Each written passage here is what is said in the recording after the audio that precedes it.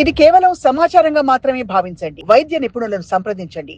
Urinary tract infections అవి క్రానిక్‌గా మారిన పరిస్థితుల్లో కిడ్నీస్ ఏ విధంగా ఎఫెక్ట్ అవుతాయండి? అంటే ఇప్పుడు ఈ యూరిన్ టెస్ట్‌లో ఫర్ ఎగ్జాంపుల్ పస్ సెల్స్ అని రకరకాల పారామీటర్స్ బయటపడుతూ ఉంటాయి. ఎపిథీలియల్ సెల్స్ వాటికి అర్థం ఏంటండి అసలు?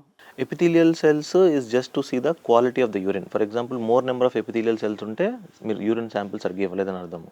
బట్ పస్ సెల్స్ వచ్చేసరికి it is definitely could be infection. There are other causes also. What are the other causes? For example we have condition called sterile pyuria. అంటే pus cells ఉంటాయి కానీ infection ఉండదు. Tuberculosis కానీ కొన్ని drugs కానీ pain killer system కూడా వస్తూ ఉంటుంది. బాడీలో స్టెంట్ పెట్టారనుకోండి అప్పుడు కూడా పస్ సెల్స్ చూడొచ్చు మనము. But that doesn't signify infection. So pus cells ఉండి సిమ్టమ్స్ ఉండాలి. సో సిమ్టమ్స్ అందరిలో ఉంటాయంటే again there is a caveat there. So symptoms అందరిలో ఉండవు. ఫర్ ఎగ్జాంపుల్ డయాబెటీస్లో they might not have symptoms but still they have infection. ప్రెగ్నెన్సీలో they might not have symptoms but still they have infection. We have to treat these conditions అనమాట. But అందరికీ pus cells ఉన్న అందరికీ treat చేస్తామంటే no, we have to do a కల్చర్లో bacteria grow అయితేనే మనం treat చేస్తాము. సో కల్చర్లో బ్యాక్టీరియా వచ్చినప్పుడు సిమ్టమ్స్ ఉంటే ట్రీట్మెంట్ ఈజ్ మ్యాండేటరీ. సిమ్టమ్ లేనప్పుడు we call it something called as asymptomatic bacteria. అంటే బాడీలో యూరిన్లో బ్యాక్టీరియా ఉంది, ఇన్ఫెక్షన్ ఉంది కానీ మీకు సిమ్టమ్స్ లేవు, బ్యాక్ పెయిన్ లేదు, బర్నింగ్ లేదు, సో అలా ఉన్నప్పుడు అందరినీ ట్రీట్ చేస్తారంటే no. There is high risk population like elderly people, diabetics, immunocompromised like cancer patients కానీ వీళ్ళని, ప్రెగ్నెన్సీ వీళ్ళల్లో and any abnormalities in the urinary tract. అంటే ఫర్ ఎగ్జాంపుల్ కిడ్నీలో ఏదైనా కొంచెం ఇబ్బందులు ఉన్న వాళ్ళకి వీళ్ళకే ట్రీట్ చేస్తాం, అందరికీ ట్రీట్ చేయం. ఫర్ ఎగ్జాంపుల్ జనరల్ పాపులేషన్లో మీకు నాకు యూరిన్లో కల్చర్ పాస్ చూస్తే ట్రీట్ చేయం సిమ్టమ్స్ లేకపోతే. ట్రీట్ చేయరు. కానీ మిగతా కండిషన్స్‌లో ఉన్న వాళ్ళని నేను ఏదైతే మెన్షన్ చేశానో pregnancy, elderly, diabetic patients, immunocompromised patients, cancer patients వీళ్ళకి ట్రీట్ చేయాలి ఖచ్చితంగా. ట్రీట్ చేయాలి. అసలు ఎందుకు ఉంటుంది bacterial growth if there is no symptoms? So it is inability of the body to mount response అనమాట. ఫర్ ఎగ్జాంపుల్ ఇప్పుడు మీకు ఇన్ఫెక్షన్ వచ్చింది అనుకోండి, you get fever. What is fever? Fever is basically body fighting infection. So why do body fight? Because you have immunity. So నేను ఏదైతే mention చేశానో ఈ పాపులేషన్లో ఫర్ ఎగ్జాంపుల్ క్యాన్సర్ పేషెంట్స్ ఉన్నారు, కీమోథెరపీ మీద ఉంటారు, వాళ్ళకి ఇమ్యూనిటీ ఉండదు. So immunity will not fight back. డయాబెటీస్లో ఇమ్యూనిటీ తక్కువ ఉంటుంది. So they might not fight back and they will not have. For example మీకు అందరికి కామన్గా తెలిసిన ఎగ్జాంపుల్ ఏంటి అంటే మామూలుగా హార్ట్ అటాక్ వస్తే చెస్ట్ పెయిన్ వస్తుంది. But they something called silent MI. ఎవరిలో వస్తుంది? డయాబెటిక్ పేషెంట్స్లో వస్తుంది. వాళ్ళకి పెయిన్ తెలియదు. ఎందుకు తెలియదు? Because there is a nerve disturbance there. So వాళ్ళకి పెయిన్ అర్థం కాదనమాట, ఉండదు వాళ్ళకి.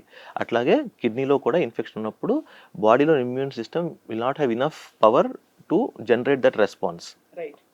సో అలాంటప్పుడు మరి ట్రీట్ చేస్తారా చేయరా? చేయాలి, ఖచ్చితంగా చేయాలి. బికాస్ ఇమ్యూనిటీ తక్కువ ఉన్నప్పుడు, ఇప్పుడు పోలీసులు లేనప్పుడు ఏమవుతారు? దొంగలు ఎక్కువైపోతారు. అలాగే ఇమ్యూనిటీ తక్కువ ఉన్నప్పుడు కొంచెం ఇన్ఫెక్షన్ ఉన్నా కూడా. మరి మీరు చెప్తున్న దాన్ని బట్టి డాక్టర్ సత్యనారాయణ గారు, జ్వరం రాకపోతే వాళ్ళకి ఇమ్యూనిటీ తక్కువ ఉన్నట్టా ఎక్కువ ఉన్నట్టా? జ్వరం రాదు అసలు ఎవరికైనా.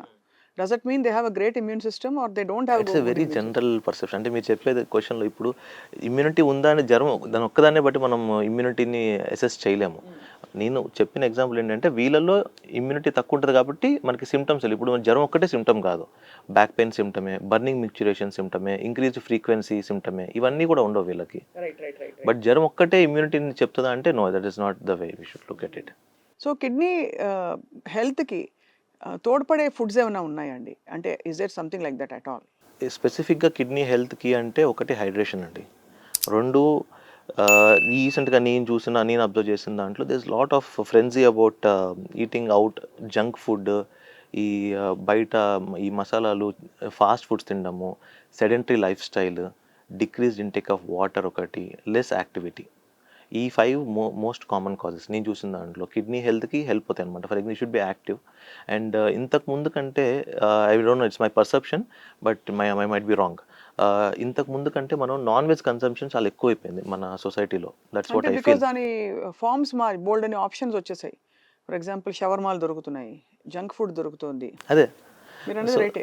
So those things is not good. ఇప్పుడు చాలామంది మనం ఎగ్జాంపుల్ తీసుకుంటే ఇప్పుడు నేను కానీ మా యూరాలజీ కొలీగ్స్ కానీ మనం ఒక వీక్లో ఓపీడీలో ఒక 15-20 స్టోన్ కేసెస్ చూస్తే దాంట్లో 90% of the cases are sedentary, mostly software, who eats lot of junk food, doesn't do any activity. ఇవే ఉంటాయి. వాళ్ళ కిడ్నీ స్టోన్స్ ఫామ్ అయిపోతాయి. Obviously because what is the pathology? ఎందుకు అవుతుంది కిడ్నీ స్టోన్? ఒకటి సెడెంటరీ లైఫ్, ఒకటి obesity will contribute it. They not majority of the times they not drink more water. రెండు high salt containing foods and too much protein in the form of non-vegetarian. These are the most common contributing factors for renal stones. Is there direct link protein పౌడర్కి kidney హెల్త్కి? Again what kind of protein powder? Protein పౌడర్లో కూడా మనకు చాలా variations plant ఉన్నాయి. Based ఉన్నాయి. Plant based ఉన్నాయి, లేదంటే మన రెగ్యులర్గా వే ప్రోటీన్ ఉంది. దానికి దీనికి సంబంధం లేదు. But protein you get from high salt ఇప్పుడు ఫర్ ఎగ్జాంపుల్ మసాలాలు, లేదంటే ఈ ఫ్రెంచ్ ఫ్రైస్, లేకపోతే ఈ జంక్ ఫుడ్, ఫాస్ట్ ఫుడ్, వీటిలో ఈ హై సాల్ట్ ఉంటుందన్నమాట. ఈ high salt containing foods will cause stone formation. Per se protein might damage kidney if you take in very excess, but stone formation it might not contribute to majority.